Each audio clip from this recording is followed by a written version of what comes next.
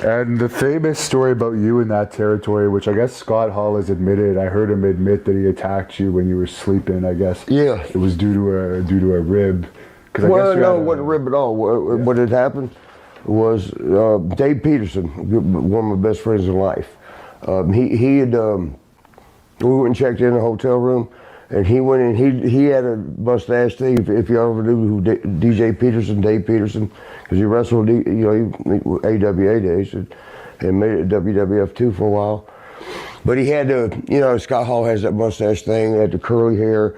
He actually could have a little bit of a Scott Hall look. But what he did when we went and checked in a hotel that night, well, this particular night that caused all this, you got rates. I mean, they were all fans of Central State Wrestling. A lot of times, I mean. And so you get a rate, you get a discount. And he went and said, "Yeah, I'm Scott Hall," because he wasn't known yet. He was just started in Central State, so he told me he was Scott Hall, and got the rate. He got us a rate, and we ended up partying up in the room, and we had a bunch of girls over. It was just a typical, young guys partying. I mean, it was nothing, no damage. Like, I think they actually took an alibi check for $50.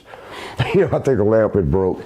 But what we had done was taken the top bed off on the floor, threw it on the floor, so because we had a bunch of people in there, so everybody could lay on this box spring. You can lay on the bed, you can lay on that bed, and the box. We were just making more. It looked worse than what it was. It wasn't really that bad. Just the lamp broke, and I got charged for that. But evidently, and then so next day was Thursday, and I remember like every detail of it. I was still hungover because back then I used to party. When I said that today, you're like used to party, and hungover from that. I mean, because we partied. We had a bunch of girls over. We partied, and we got to the arena, municipal auditorium there in Kansas City, and I laid on the table. Was like, I'm gonna take a nap before my match. I want to do good, and it's TV taping, so I want to do real good. And I'm laying there hungover, like, oh gosh, this hurts. This hurts. And actually, I fell asleep. The next thing I know, I'm on my hands and knees in the dressing room, and I'm hearing commotion, all this noise, and then I see Scott Hall going like, "Fuck that, fuck it," you're leaving, going out the door of our dressing room. Baby faces. We had across the stage was where the heels. Back then, they kept us separated, or at least tried, But they, I'm on my hands and knees in the dressing room, like, what the hell's going on? Dave, DJ, he come and got me. He goes, "Come here, man." And he took me from a mirror. This was cut open. It was like hanging a little bit. My lips were split. I mean, half of it was here, half was over here. And I'm looking like, what the fuck? What the hell just happened? What? What's going on? And they said, "Scott just come in and started pounding you while you was, asleep on the thing." And at that point, I got so upset about it that I'm sitting there thinking that, so he just beat me up while I was asleep. And he was big, man, 6, Scott, 6, and boy, he was jacked back then, man. He was 280. So big old boy, especially my little 5'11" butt, right? But, I remember going out the door and found a little pipe about this long, grabbed that pipe and went across the stage, and Bob Geigel and Bob Brown grabbed me. "Where are you going? What are you doing? What are you going?" I said, "I'm about to go, no, I'm going to go see him." And I remember Bulldog said, "Don't do that, you just get hurt worse." That pissed me off more, actually, that he said that. I almost would have hit him, but they made me go to the hospital, and they stitched up. And I'm smiling because I got to tell you something about Art Cruz. Anybody remember Art Cruz, that name? I don't remember. He was pretty good and popular back then and in Central States. But I had to work with him that night, the next night. Yeah. And I'm stitched up here. And to finish the thing with Scott, that next day, I see him. It's Kiel Auditorium. It's, you go up the stairs, and there's like 20 dressing rooms, so you pretty much get your own room, or something, one other person being there with you. But stitched up, right? It just happened the night before. And I see Scott Hall. I'm in the hallway though, and I see him coming. I'm like, oh shit. Because I'm like, and he sees me. And it's like, oh God, here we go, man. Because I was the next day, I was still sore. And he comes up and he stops a little bit and he goes, I guess you want to go round and round now. And I'm like, just one more time, but can I heal first? I was like, can I please heal first? Because I'm sore shit. And he apologized. He goes, man, they worked me.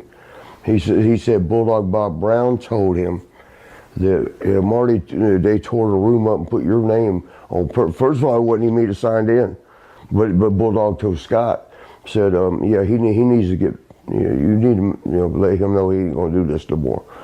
He tried to get you fired, which that's what set Scott off. Enough to do that, and then he apologized. Then if I had that pipe, then I was gonna go after Bulldog, but Harley was there that night too. What's going on, kid? And I told him, I said, he just did this shit. I'm gonna fuck him up. He goes, no, let me handle it. If I find out he did that to you, I'll take care of it. He won't like it. So, but the thing was that I still wanted to do it. But when Harley, the owner of the company and this Harley race, you had to back up. Yeah. But let me finish this one thing though, man. I told Art Cruz, you could see I was stitched up here and here. And Art and I were talking about, we can do this, we can do that. I was just be careful right here, man. Just be careful. I'll be a son of a bitch if we didn't get in the ring. He snap bears me, and you know how you do that pull thing? No, he reaches pull like, yeah. But yeah, that's what happened with Scott, man. Yeah, because I heard a version from Scott that's on the internet, and he said he had asked Bob Brown for permission to do that if he would get in trouble or not, and they said there would be no consequences. That's how that went? So maybe that's why Harley never did anything, because he knew that Bob gave him okay. And I will agree to this, to admit that maybe they needed to calm me down, but that wasn't the way, because I was in there and I was new, and I was I was a wild boy. We was partying with girls, doing what rockers do. Like when I say rockers, like bands and shit. When you're partying and stuff, okay, it was a little collateral damage, a couple. But they just thought it was too wild, and that was their way of calming me down. I got it in hindsight. I got it, but that wasn't. I just didn't think that was the way to, not that way. And in those days, I guess that type of beating could happen in the ring with a wannabe or someone that was disrespecting the business too, and that never happens anymore, hardly. Yeah. I mean, as we said, shooters, if you act in the fool, they'll put a shooter on you. And what they call it was stretch your ass. Yeah.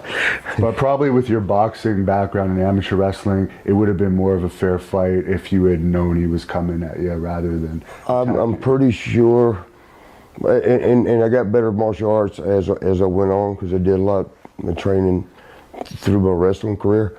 And you and anybody that's, when we got skills, when we learn skills, it's your confidence comes from what you know. It's not about who that guy is, what can he do, it's what you know. I know what I can do, and so, I never, thank God I had a good sensei that, can't be grounded with, you don't go out there and just do stuff to people. You've got the knowledge now to hurt somebody, but we don't do that. That's not why we teach you. We teach you, and so you defense. So yeah, I mean, if I would have been awake, and let me say this too, and I think me and Scott had a talk about this. Because you're friends now. Yeah, we were friends. We've been friends for decades. Yeah. Yes. But there was one time I reminded him, like, Scott, I still owe you, because we remember Godfather. Yeah. And at the time he was doing that, what was he doing, that voodoo gimmick? Papa Shango. Yeah, Shango. He was doing the Shango gimmick. It was during that time frame. And, it was a bunch of, we always ribbing and stuff. locks. It was locking people's bags a bunch, putting locks on the bags, and locking their bags to the ceiling, locking it to somebody else's bag, locking it to shoes. But and Papa and I were pretty good. We called him Bear. Bear and I were good. So I seen him coming off the one door, and I knew he'd be coming. So I was cutting up, and I was reaching down by his bag with a lock, because the lock, like I said, the lock was a big thing there. So I'm back there, and I'm waiting for him, like joking with him, and he stops.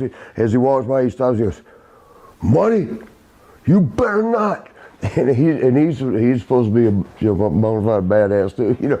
So I'm like, I was just playing, but evidently Scott Hall went and started stirring it up. He tried to get you, and he got him so worked up. Like we do physical, you know, we do the blood pressure thing, all that. His blood pressure, they were saying, you got to get it down. We can't let you. That made him even more mad at me. Papa come over and said, "What if I don't make it tonight? I'm going to beat your good." I'm like, bro, I was just, I went to Scott. That's why I went to Scott, because Scott was like, "Hey, he was going to put that lock on your back." I was like, bro, you know I owe you one, right? Whether or not I can, I'm pretty sure I could.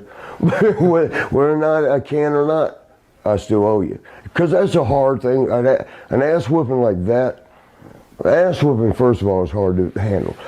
But one like that, it's hard to go ahead and shake hands, say, "Okay, yeah, you tore my ass up while I was asleep." I'm hanging out with the Men on a Mission, and we're in the Waffle House in downtown LA, right next to the Holiday Inn, right next to the LAX airport. And so we're in the Waffle House and we're eating. And, you know, we've been out, we've had a few drinks, you know, and smoked a couple joints, and, you know, might have took a couple Valiums or something like that. And we weren't feeling no pain. And it was probably 2:30, 3 o'clock in the morning. And in comes the 1, 2, 3 kid and Razor Ramon. And these fuckers are obliterated out of their mind. So they sit down and they ordered a bunch of food. I mean, Razor ordered a shit ton of food.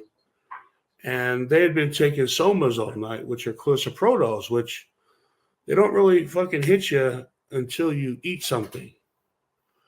So they come in all somaed up and shit and drunk as a skunk, order all this food. So Razor gets his oatmeal, and he takes like 3 fucking spoons of oatmeal and eats it. And next thing you know, he bends over and he goes to put an oatmeal in his mouth again. Boom!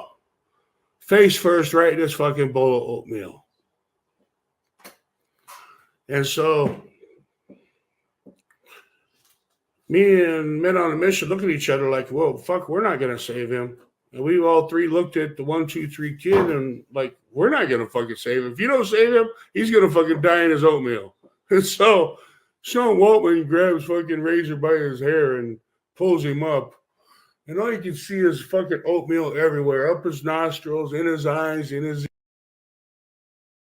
ears. And he goes, "Ah!" And he fucking sucked all this oatmeal that was stuck in his mouth down his fucking throat.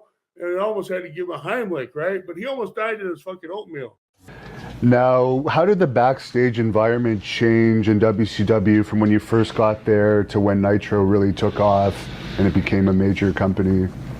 It was good. I mean, it really was good. I mean, everything was, the same thing it was, and it was going, and then, and then it changed a little bit when the NWO got there, because things kind of changed. There was a total changing of the guard of everything.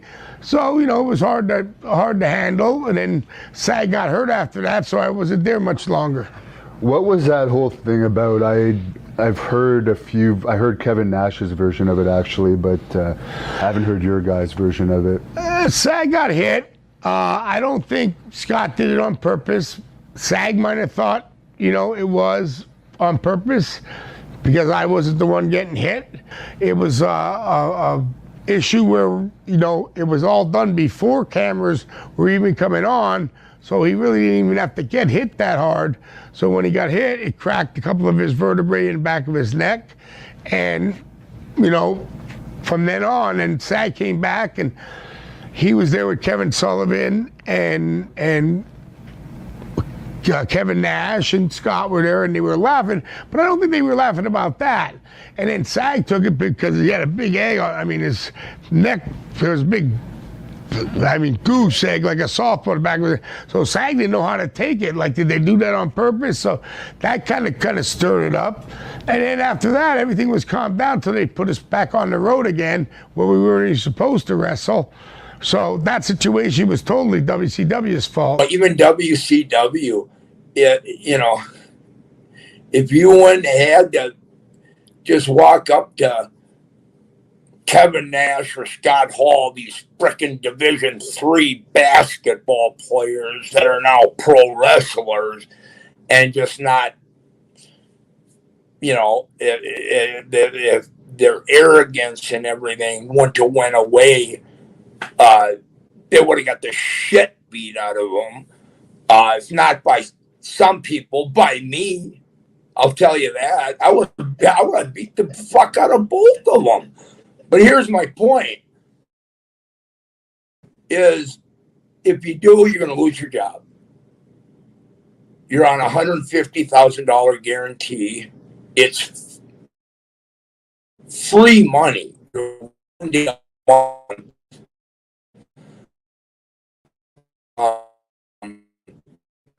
it's too good to be true. Would never kind of talk some of the drama that's never even got brought up.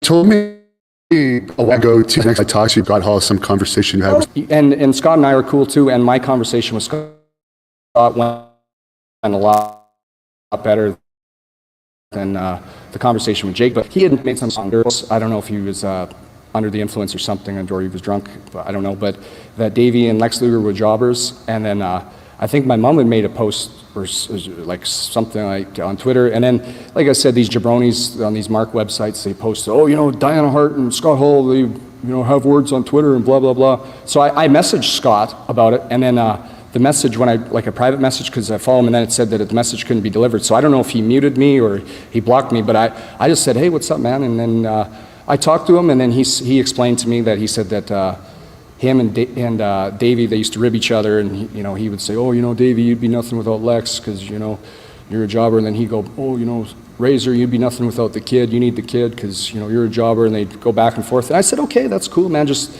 if you could have just said that in a message, I would have said all right. But I just told him not to let that fucking happen again. What was up with the Scott Hall drunk storyline? Did you guys think that was going to be a good draw? It seems like, man, it's personal. I thought it was very, very wrong. I thought it was very wrong. Whose idea was it?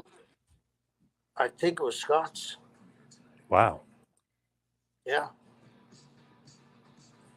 I wonder why. Like, what's I have no idea, because he had enough stroke, if it wasn't his, to squash it. That's why I'm saying I'm assuming it was his. Makes sense, because he had all the stroke and all the power in the world. If he didn't want to do that storyline, don't do it. You know what I mean? It was terrible. He shows up drunk. He's slurring his words. Really weird. And Kevin would have stood in too. You know what I mean? Yep. Is it true that Scott Hall offered to mentor you? Oh, he did mentor me. I remember even before Aldo, I was doing house shows as PJ Walker. Mm-hmm. And Scott Hall, I couldn't rent a car, for example. I flew, I remember like it was yesterday, I flew into Cleveland International Airport, Cleveland, Ohio. And I was 20 years old, couldn't rent a car, couldn't do anything. And I was traveling with the agents, Tony Gurria, Rene Goulet, and Chief Jay Strongbow. They were like, well, come with us, kid. And Scott Hall saw that, and he goes, bro, you're going to get so much heat. Come with me, because you don't want to travel with the office, right? Because then they'll think you're a stooge. So he said, come with me, and ever since that moment, we were road buddies. Were you involved with the Clique when Shane had his issue with them? I was, yeah. Okay, do you want to... Not in the WWE was he when he was Dean Douglas, but there was a situation in Orlando where I was staying at Scott Hall's house, and Scott was no longer with WCW. He had gotten fired, and I had brought Scott to a show in Orlando, and Bam Bam and Shane and Chris Candido got into an argument with Scott and kicked him out. So that was the only confrontation that we had. But I still stayed at Scott's house that night. He let it go. He laughed it off. But I'm sure it kind of hurt his feelings, because I think he started to realize, wow, I was kind of a jerk all those years, you know. I think he started to kind of see his ways, you know. Do you know how Scott Hall and Kevin Nash are doing these days? I hear they're doing well. I saw Kev not too long ago. I hear he's doing really, really well. And Scott I haven't spoken to in a long time. Justin Credible recently did a shoot interview with us, and he brought up a story where I guess he had brought Scott Hall to an indie show in Florida. Yeah. And you basically told him to leave. Yeah, it wasn't an indie show. It was Kissimmee. Okay. It was an ECW show. Okay. It was 2 weeks before, I wish I could remember which pay-per-view. It wasn't the Kissimmee pay-per-view, because we would have been there that quickly. But I was in the dressing room, and Tracy Smothers had the ring. All the young guys were in the ring. And just like we always did, the boys were, everyone was milling about the building. And Debbie Beaumont, who was our ticket taker, came in and she said, I don't want to piss you off, but you'll never believe who's walking in the back door right now. Now, this is right after, all this stuff happened in WWE and WWF then. And I said, who? And she said, Scott Hall. Instinctively, I stood up and started taking my pouch off, and Paul Heyman came over and said, you can't hit him. I said, what do you mean I can't hit him? He said, if you hit him, you'll get arrested and you'll miss the pay-per-view. This is a setup. And now I'm really pissed. He's walking around our building. I'm sure he's only going to welcome with a welcome mat. And I said, well, how about if he swings at me? He goes, well, if he swings at you, it's fair game. So there ain't a man on the planet I can't make swing at me, I thought. So Scott, was walking in, and of course you can imagine the entire building went like quiet, right? Boom, all eyeballs were on us. I didn't realize this was in front of the crowd. Not fans, the wrestlers. Okay. The ECW wrestlers are everywhere. Everybody stops dead. Tracy's got all the young boy, the Chris Chettys and Danny Dorings and guys in the ring, and he walked in, and he turned around and he looked at him, and I said, well, you got a lot of balls walking into this building. Because remember, it wasn't just me that he had screwed. He had screwed Bam Bam, he had screwed Candido, Tracy Smothers. There were a lot of guys in that building that he had been involved in screwing. And he looked over and he saw Candido sitting there, and he said, hey Chris, hey Tammy, how you guys doing? And Candido stood and said, fuck you, Scott Hall. He kept walking, and Bam Bam was spread out on the bleachers. Hey, about you, Scott? He goes, are you and I still boys? And Bam Bam stood up and pulled his tights up and started walking out on the bleachers. And as he did, Scott Hall started backpedaling. And Scott walked up to the presenter and said, you don't have to backpedal for me. He goes, I'm not going to do anything to you. He goes, the franchise is going to kick your fucking ass. He goes, nice to see you come, or something like that, and walked away. So now my task is to make Scott take a swing at me. And something like, what can I get him? So I said, I just kept digging at him, and he wouldn't say anything. And I said to him finally, and I thought for sure he'd swing on this one, so I was ready to block. I said, I got one question. I said, with all the money you've made there, and all the fame you've had worldwide, I said, exactly what this man's dick like anyway. And again, I'm thinking he's going to swing, right? And he stopped and he put his head down, and it was clear he wasn't going to. I just made the direct challenge to him. I said, Scott, you got one choice. This whole building's watching you. I said, you Scott Candido, you fuck Bam Bam, fuck me, and a couple others. I said, and you think you're going to be welcomed into this building with open arms? I said, this ain't the WWE, and none of us is going to get fired for kicking your ass. And so you can put your hand and fight like a man.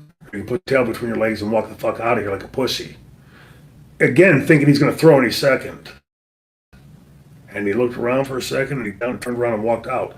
Honest to God, in that split second, I almost felt bad for him. And that's what they said. Scott said he's got a gun. He's going to kill himself. Is there any way you talk to him?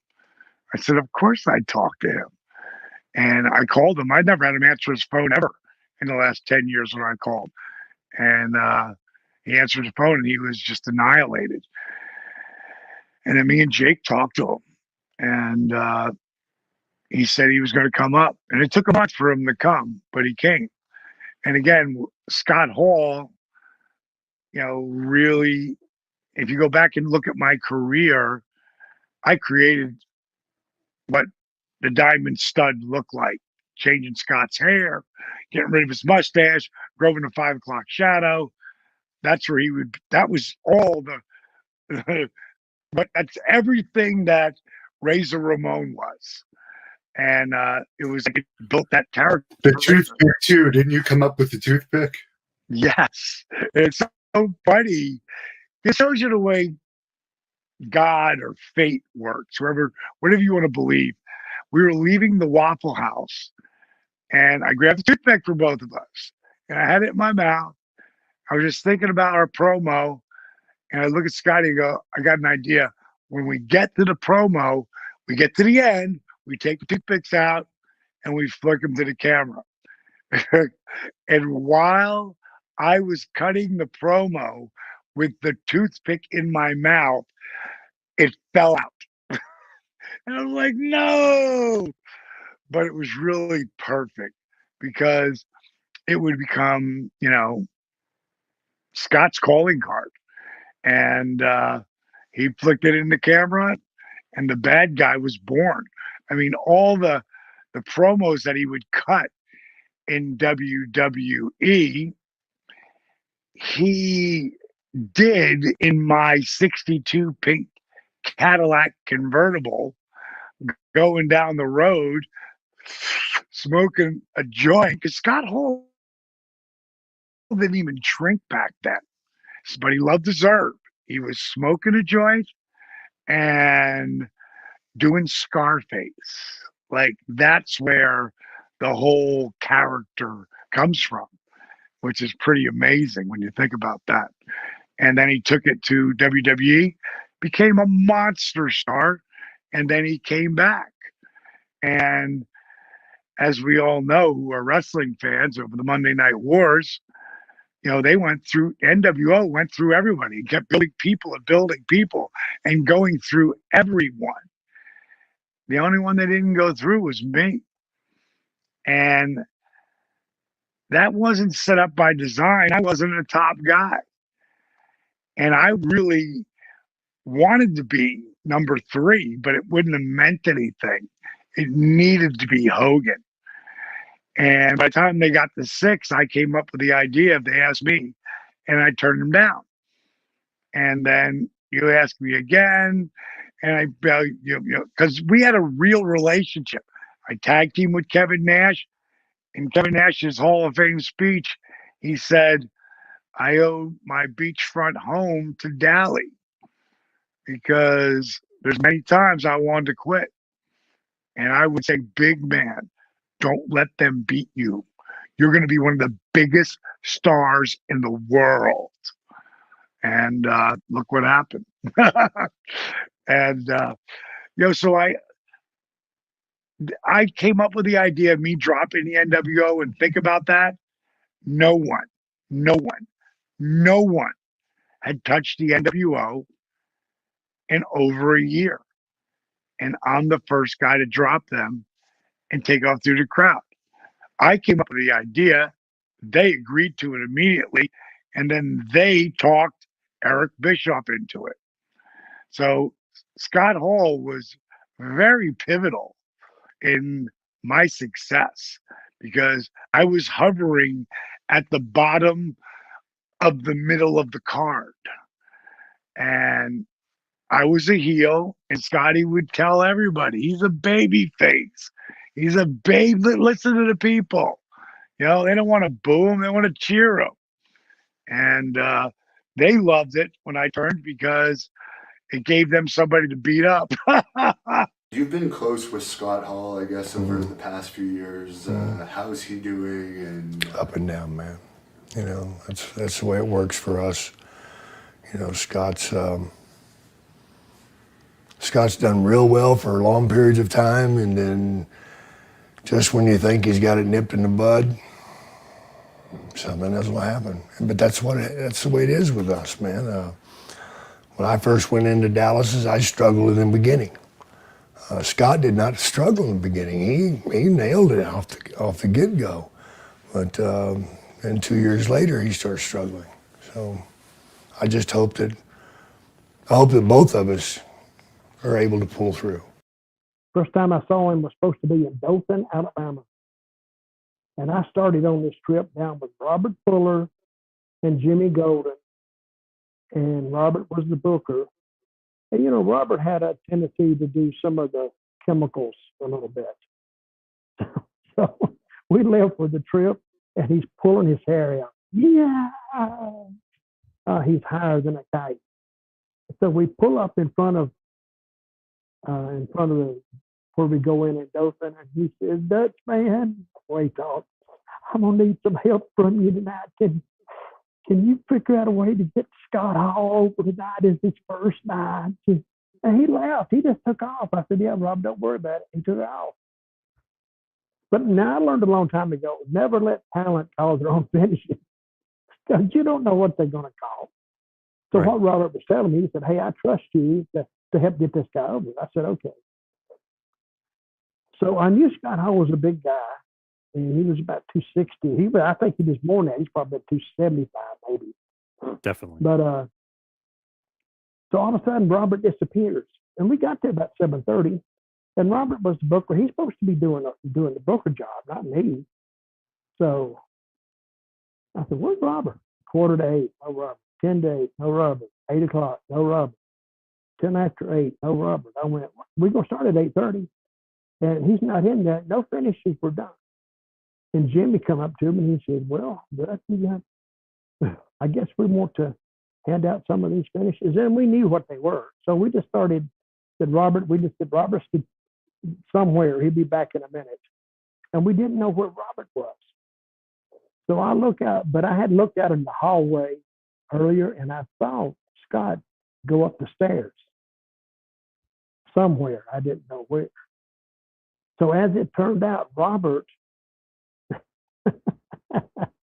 and Scott were together, because, you know, Scott's been known to tap in that chemical solutions too.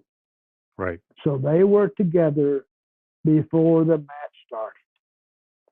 So finally, I told somebody to go get Scott for me, and I gave him the finish. And I said, "Well, tonight I think less is more."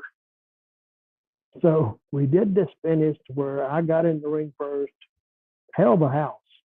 About 2,500 people there, not sold out, but almost. It was a good card. So I got the people up because I had a lot of, I always got a lot of reaction in Dothan for some reason. I guess it's because they thought I was just a no good SOB. Yeah. Till I started talking. Then they knew I was a no good SOB, and then it just kept on.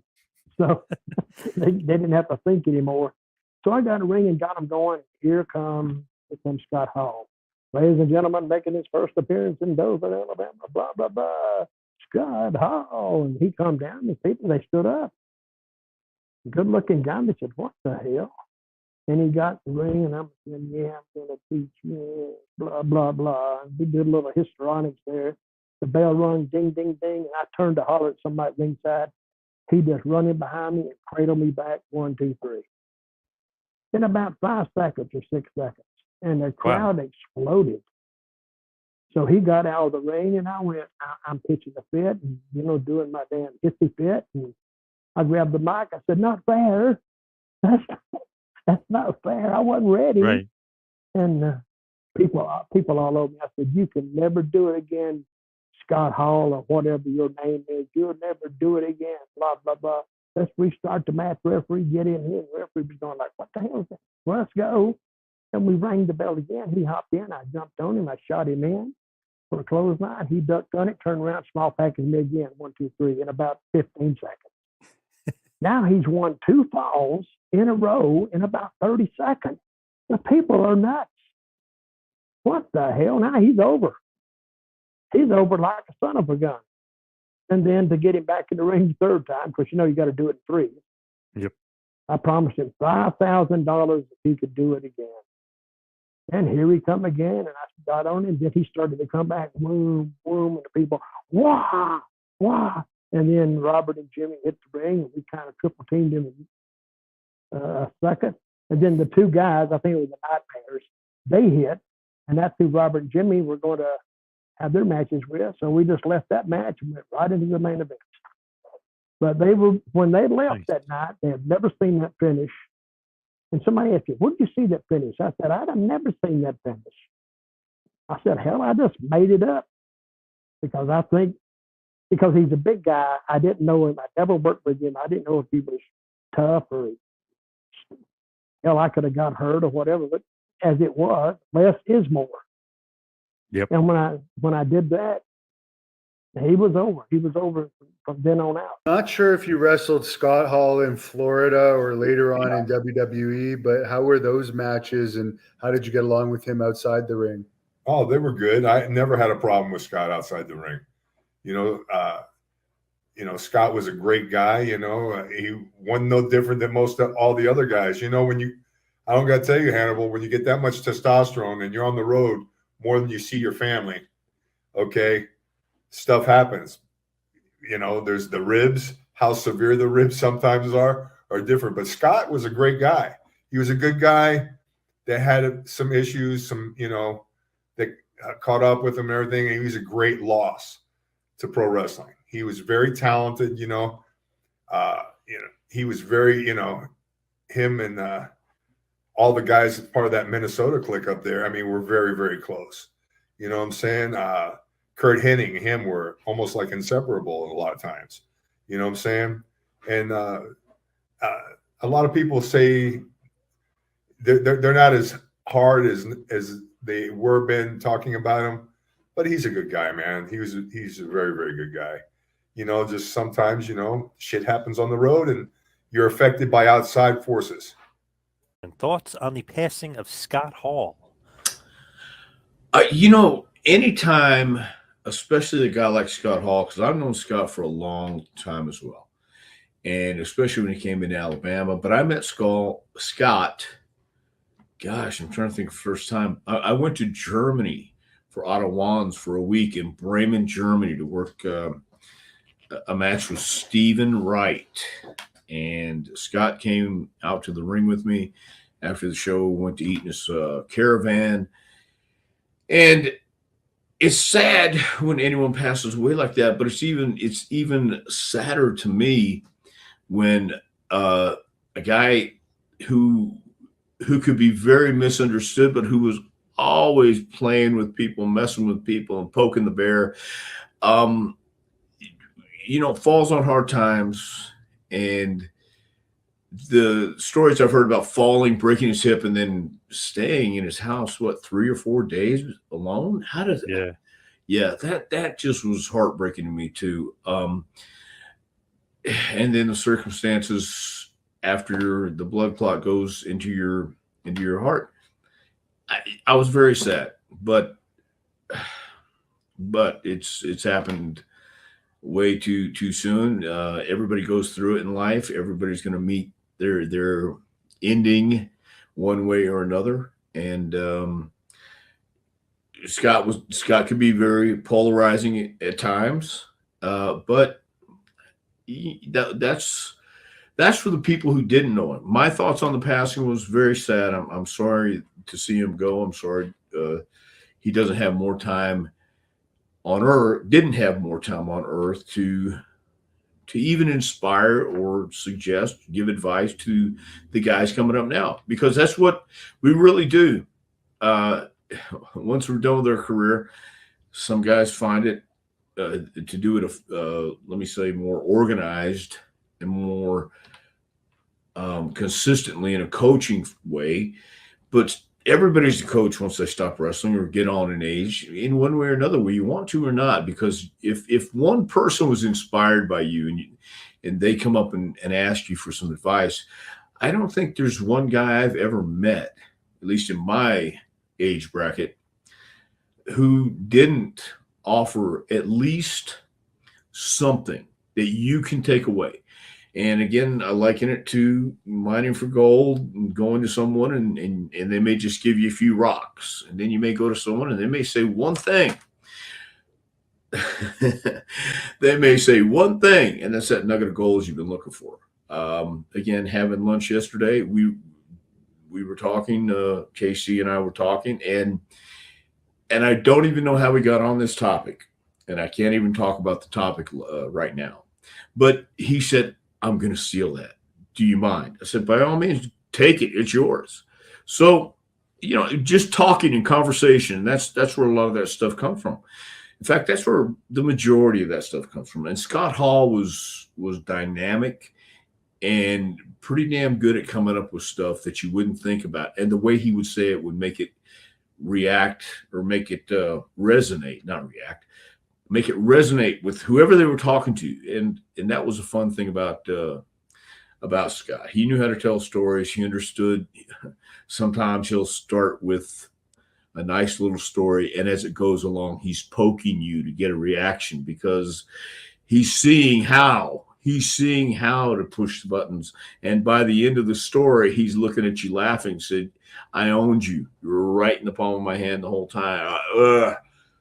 So that's I think the legacy of Scott Hall, the knowledge he had, the experience he had, and the advice and passion he passed along and threw out there.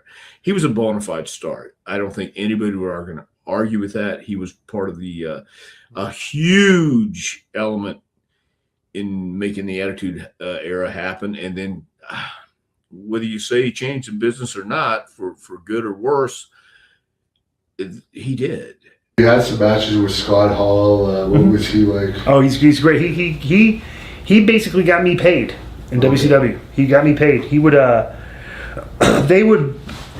you gotta understand, like back in WCW, back then, you've heard the stories. Just the inmates ran the asylum.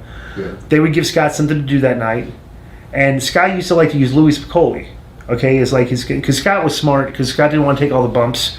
He would have a guy, the guy that kind of knew what he was doing to take the bumps, Yeah. So Scott would had this like Louis Piccoli. So when Louis Piccoli, like when he passed, they would give Scott stuff to do on TV. He would come to me, like I'll never forget. He just came to me. He said, "Hey, you want to do this spot with me tonight?" And I'm like, "Yeah, sure." And he goes, so he'd go back to the office. He goes, "Hey, I'm doing this. The Disco's going to do this with me." That's how much stroke these guys had. Yeah. They never, when I was doing my whole thing with the NWO, what I was doing with Scott and stuff and everything, they never really started, it took 5 to 6 weeks before they actually included me in the thing that Scott was doing. Right. Scott would get what he was doing and just say, "Come to me," and say, "Hey, I'm gonna use you, and I'm gonna go tell." It was so Scott was booking me into his angles with him. Yeah. Okay, and that's how it all started. Of me integrating myself in the NWO, because I was Scott's Scott. I was like Scott's Louis Piccoli guy. I would go out there and just do the spots and be out there with him and stuff and everything, all that. And I'll never forget, because during this time is the time my contract negotiations coming around, and it's I was gonna ask for a certain amount of money, but now I'm in the NWO. I'm on TV with Scott Hall. We're beating Goldberg for the first time, and I'm part of the match, where Goldberg's getting me, and I'm like, I went and asked for way more money. Yeah. And they gave it to me. So it's and that's all because Scott Hall was just booking me, and I'm becoming a more prominent character on TV because of him specifically, was doing that for me. Because he knew I had a good mind for the business. And I'll never forget, when it got to the point where there was a big schmaz, Flair, the Four Horsemen, Hogan, Macho, Hall, Nash, and me, right? And we're in the thing, the booking, the meeting there. There's probably 10 of us, right? And they're trying to lay this spot out, and none of the guys could figure out what to do. And I just saw. I mean, when they're trying to, and you just see it in your mind, oh, well, let's just do this. You know what I'm saying? And I just raised my hand and went just laid it out, and like Ho was like, I like that. Let's do that. And I was like, okay, cool. And then when we got out of the meeting, it's like, see, Kevin and Scott were kind of leaving me like, hey, good job, because now these guys look at me like, hey, I'm not just some guy, some schmuck that Scott's using out there. Like, hey, I actually can, I know what I'm doing. Yeah. You know what I'm saying? But that's the thing. That a lot of the mid card guys never really got to integrate with that. All the top guy stuff and everything. So, but that was but yeah, Scott. I don't know why he did it, but just one day at TV. Hey, you want to do this? I got an idea for you to do this spot. And it's funny. There's like I wouldn't be on the sheet. I wouldn't even match. I thought I'd be going home and go, hey, Scott. Scott be like, hey, what? Come here. Let's do this. I'm gonna use you. Let's go tell them. So, Imagine AJ Styles doing that today with somebody. Oh, forget yeah. It's like but back then that's how it was. Guys would just do what they wanted. They're like, okay, go ahead, because they're doing good business. It's like obviously with Scott Hall passing away, that kind of hit me because I started thinking about how big of a supporter he was of mine, and I'm jumping a little ahead here in our discussion, but it kind of made me rethink how grateful I am for all the guys that came before me that have helped me so much over the years. Now, when did you meet Scott Hall? Obviously, you just passed away. When did you meet Scott? I mean, we had met in passing on the Indies, but I never really got to talk to him. But then when I was in NXT, he came down to guest coach, and I went up to say hi to him, and he's like, "Hey, man, you're my favorite guy on the show." And I'm like, "All right, who told you to say that to mess with me?" I thought he was ribbing me. I did. Yeah. When you're in that bubble and there's so many talented people, like a lot of people don't have an ego. They're not there like, I'm the best one here. You're just trying to do your best to make the whole product better. And for him to say that, I was like looking around, waiting for somebody to start laughing, and he didn't. And instead he said, he goes, "They got some kid driving me around this weekend, but I'm going to tell them I'm riding with you." I was like, okay, like, I'm not going to say no. Right. And that was it, man. Like, we rode together that whole weekend. He was in my car, and we were just going, like, eating and being late to shows. And then I was getting taken off shows. And then he was like, screw this. I'm not staying here if you're not working. This is stupid. And it was like a whole weekend of shenanigans that I hadn't had since I was on the Indies. And it kind of gave me that mindset of, like, stop treating this so serious. It's like, obviously it's a serious thing, but stop caring in a sense of just let loose and have fun, and don't let all this side nonsense kind of like get in your head and make you distract you from the ultimate goal, which is to have fun and make money. Man, Hall is great. I worked with him like 4 times, I think it was. He's just so cool. We literally had spent like a whole full day, like almost like 24 hours together, because it was a signing. Then we had to drive someplace late at night. This place, nothing nefarious. He had a booking at a strip club of all places, which was crazy. But we drove all night to get there, and then of course he's booked at like, I think it was like midnight to 2 or 3 in the morning. Then they had to drive him all the way back. So I spent all day and night with him. Didn't drink at all. He goes, bro. He's like, obviously this was later in his life, and obviously he got cleaner. I mean, this is like 3 or 4 years ago, but he was basically gave me like life lessons along the way. Oh, yeah. There was 2 really nice hotels. They put him in the real expensive one, but they're on the same street. He's like, I told these guys, why would you book me there? You could have saved $200. Book me here. It's on the same street. They're both nice. So like his thought process was just, even for that, was like great. I loved him. No, he was absolutely a genius. And again, just another guy that I'm fortunate enough to have kind of everything aligned, and we crossed paths when we did.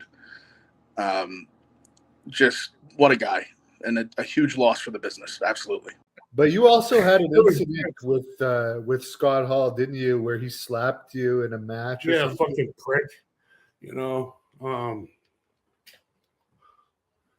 Scott Hall might have been a great worker and everything in this business, but a lot of people didn't see the Scott Hall that we've seen every fucking night. He was a fucking jackass, fucking drunk motherfucker, on drugs, all pilled up, slurring his words, can't stand up. And, I had to wrestle him. I forget where we were at, but he had just come right out of fucking drug rehab, and he had dropped his belt to Double J before he went into drug rehab and came out. And I was his first match when he came out.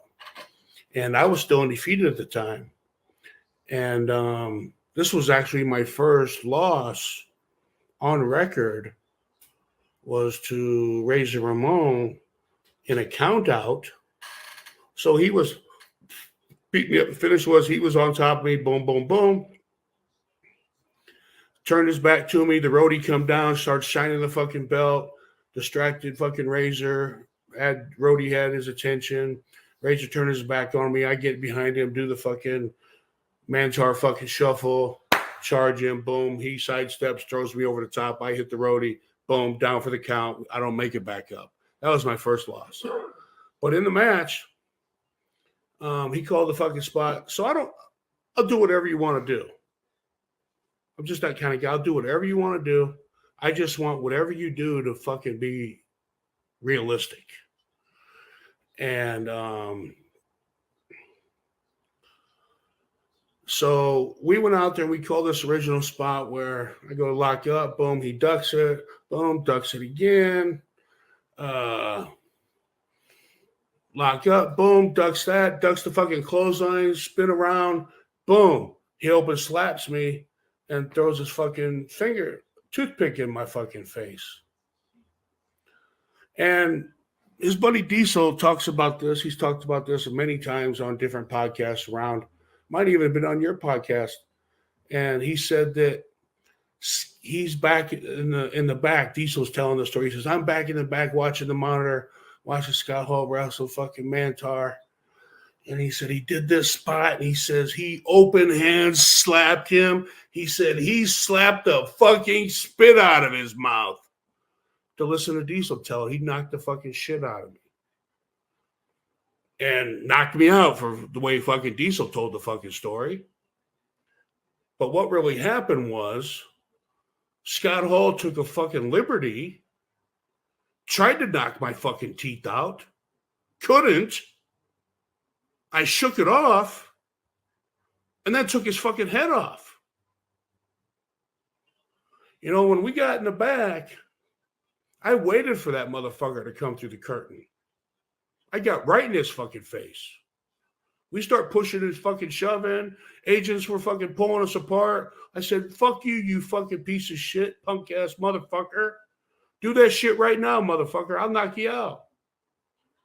That's how I fucking... After that, my next match was, I think, leading up to Survivor Series or something like that. And I got beat by Bob Sparkplug Holly. When that happened, I packed my bags. I went home. Fuck you. I'm done. Thank you for watching the Hannibal TV. Please like this video if you enjoyed it and click the subscribe button to not miss any of our latest shoot interviews, match videos, or news updates. Follow us on Twitter